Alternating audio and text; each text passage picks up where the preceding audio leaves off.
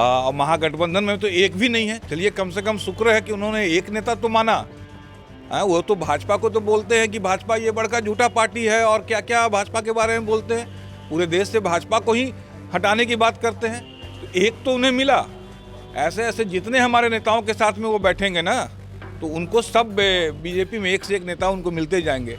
अपने यहाँ खोजे, एक भी खोज के बताए, या जनता से ही पूछे कि कोई एक नेता हो जो विकास की बात करता हो। नमस्कार, आप न्यूज फाउंडेशन देख रहे हैं। मैं हूं आपके साथ वंदना। एक तरफ बिहार में कुर्नी विधानसभा सीट पर उपचुनाव होना है, तो दूसरी तरफ बिहार के मुखिया नीतीश कुमार नियुक्ति पत्र बांट रहे हैं। हमारे साथ बात करने के लिए हैं बीजेपी के प्रवक्ता मनोज कुमार, पूर्व में विधायक भी रहे हैं। कैसे देख रहे हैं सर, लगातार नियुक्ति पत्र नीतीश कुमार बांट रहे हैं, लेकिन वैसे लोगों को दे रहे हैं जो ऑलरेडी विभाग की तरफ से जिन्हें ज्वाइनिंग लेटर दे दिया गया हो। देखिए, माननीय नीतीश कुमार बिहार के मुख्यमंत्री पिछले 17 वर्षों से हैं और एक नए, जिसे वो बार बार नौजवान बता रहे हैं, तो तेजस्वी यादव से वो संचालित हो रहे हैं। तो तेजस्वी यादव चाहे अच्छा हो बुरा हो, पहले नियुक्ति दी जा चुकी हो या बाद में नियुक्तियां होनी हो, जिसकी वैकेंसी एनडीए के सरकार में आई हो, जिसका एग्जामिनेशन या नियुक्ति की प्रक्रिया एनडीए के सरकार में आई हो, वो तेजस्वी यादव के दबाव में ये उटपटांग हरकत माननीय नीतीश कुमार जी कर रहे हैं, जिससे बिहार का मजाक उड़ रहा है। लेकिन एक तरफ तेजस्वी यादव बीजेपी के नेता नितिन गडकरी का तारीफ करते हुए नहीं थक रहे हैं। उन्होंने बीते दिन कार्यक्रम में भाग लिए। उस दौरान उन्होंने कहा कि बीजेपी में एकमात्र लीडर है नितिन गडकरी, जो कि विकास करते हैं, राजनीति नहीं करते हैं। और महागठबंधन में तो एक भी नहीं है। चलिए कम से कम शुक्र है कि उन्होंने एक नेता तो माना। वो तो भाजपा को तो बोलते हैं कि भाजपा ये बड़का झूठा पार्टी है और क्या क्या भाजपा के बारे में बोलते हैं। पूरे देश से भाजपा को ही हटाने की बात करते हैं। तो एक तो उन्हें मिला। ऐसे ऐसे जितने हमारे नेताओं के साथ में वो बैठेंगे ना, तो उनको सब बीजेपी में एक से एक नेता उनको मिलते जाएंगे। अपने यहाँ खोजे, एक भी खोज के बताए, या जनता से ही पूछे कि कोई एक नेता हो जो विकास की बात करता हो आरजेडी में या महागठबंधन में।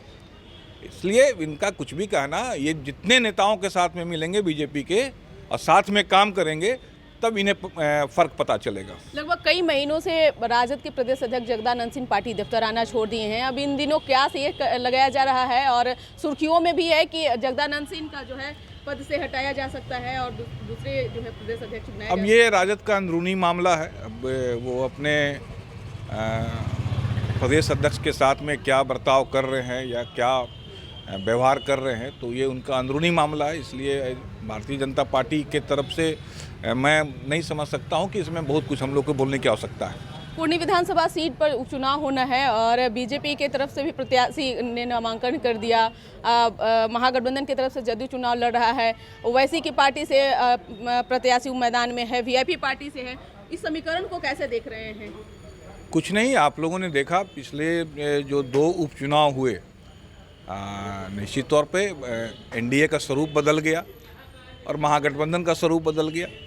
एनडीए से जदयू निकलकर महागठबंधन में शामिल हो गई। तो उसके बाद तो 2 चुनाव हुए। 2 चुनाव की जो हम तो ये मान के चल रहे हैं कि 45% वोट पे हम पूरे बिहार में खड़े हैं।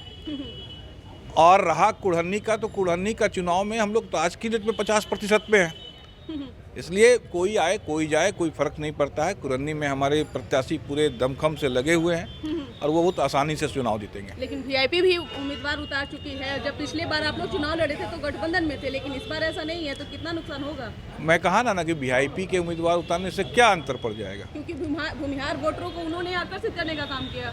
ऐसा अब वीआईपी ऐसा सोचती है, लेकिन कुर्नी की जनता तो ऐसा नहीं सोच रही है। कुर्नी के जो लोग हैं उन्हें तो भारतीय जनता पार्टी और भारतीय जनता पार्टी के प्रत्याशी केदार गुप्ता दिख रहे हैं। वीआईपी से कौन आया कौन नहीं आया कोई नोटिस भी नहीं ले रहा है।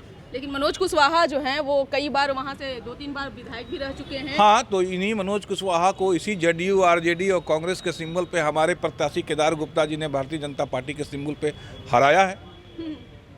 इस बार भी वही चीज होगा? बिल्कुल होगा, बिल्कुल। जीत रहे हैं कुर्नी विधानसभा? हाँ, 100% चुनाव जीत रहे हैं। अच्छा माहौल, काफ़ी बढ़िया माहौल है।